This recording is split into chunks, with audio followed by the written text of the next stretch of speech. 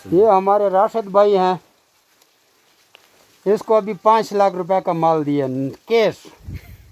और ये जनाब इनको घुमाने फिराने लेके आए हूँ। ये बर्फ़ देखें, बर्फ़ आप लोगों के सामने है। और ये जनाब लिफ्ट है, इस लिफ्ट में इनको घुमाने फिराने लाया हूँ। और वो उधर लिफ्ट से आए हैं, वो पहाड़ी से। तो ये सिचुएशन है राशिद भाई को घुमाने फिराने।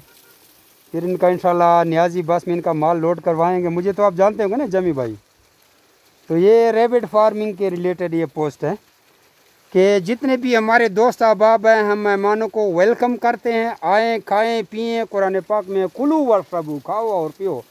और यहाँ से ऐसे, इसको उर्दू में क्या कहते हैं? आबशारें। ये जो आबशारें देख रहे हैं, किधर है? कैमरे में कैसे लाऊंगा यार? ये इधर कोई आबशार नज़र आती है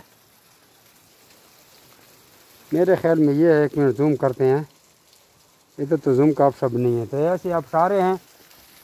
तो जो भी मेरे दोस्त अहबाब लाहौर जिधर से भी घूमने फिरने के लिए आना चाहें, मोस्ट वेलकम, वो आ सकते हैं। और उनको घुमाया फिराया जा सकता है। रैबिट भी देंगे और उनको गाड़ी में लोड भी करवा के देंगे। वसलाम।